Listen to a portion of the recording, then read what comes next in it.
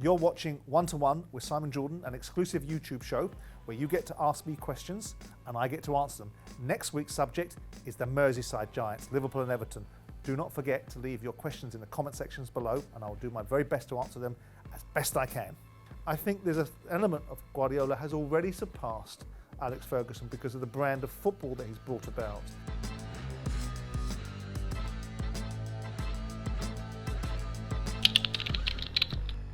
If United and City were to swap managers, I think you'd find that the outcomes would be in keeping with the calibre of the manager.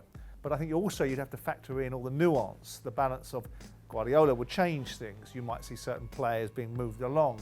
You'd see a different dynamic of play being brought into each and every club. So you've got players like United players that will probably thrive in playing a better way, which Guardiola would bring, and maybe Man City players would not thrive so much on the way that Ole Gunnar Solskjaer wants to play. So my outcome would be Guardiola would come off better by moving to United than Ole Gunnar Solskjaer would by going to City.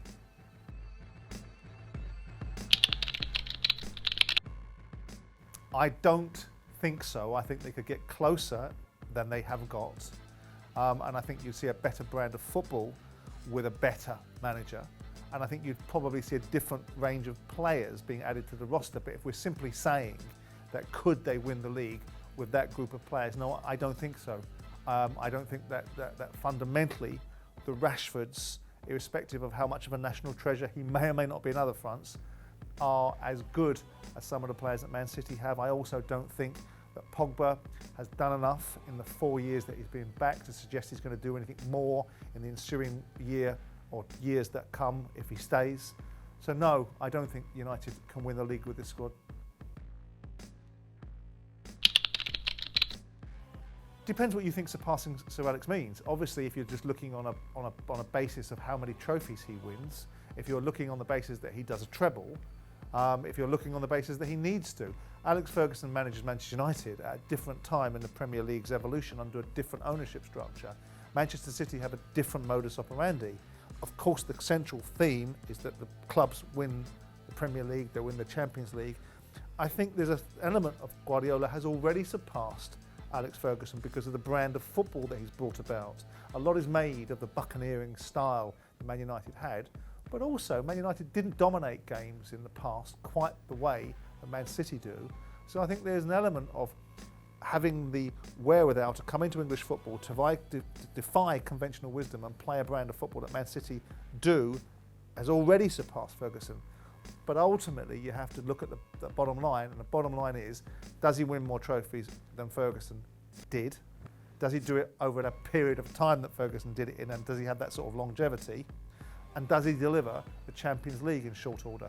If he does, then if we need to have him surpass Alex Ferguson, I suspect those will be the key definers.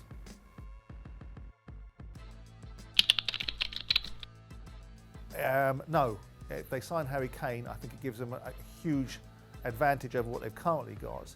But I don't think it makes them title favourites. I think it escalates their opportunity.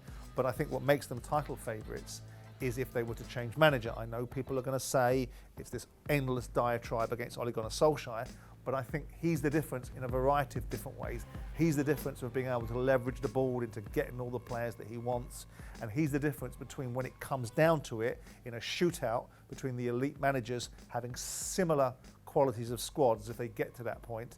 His innate lack of ability by comparison to Thomas Tuchel perhaps, certainly Pep Guardiola and Jurgen Klopp will be the difference. Well, it depends what my manager wanted, ultimately, because it shouldn't be down to me. If I'm running Manchester United and I need to raise some money, and the question is who can I get it from, and it's irrelevant what the manager thinks, then possibly. If my manager thinks that Paul Pogba is a key ingredient to making a successful side, then that's the ultimate casting vote. It's not about whether I own Crystal Palace and should I get rid of Paul Pogba. If the manager comes to me and says, I want X amount of player, and I say, well, the only way we're going to get that kind of money is if we sell Pogba. Are you prepared to sacrifice Pogba in order to get what you want? And they say yes, then that becomes a different, slightly nuanced question. But it wouldn't be my default setting just to say, I don't think Pogba's been a success.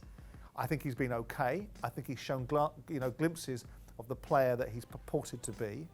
And we've had myths perpetuated how he played in the World Cup, when really I think it was Mbappe and Griezmann that were the influential forces. But no doubt Pogba is a great player, but it wouldn't be a driving aspect to walk through the door and say, I have to get rid of Pogba. So I think that's the answer. Don't forget, next week we're talking about the Merseyside Giants. Giants, Liverpool, Everton. Do not forget to leave your questions in the comment section.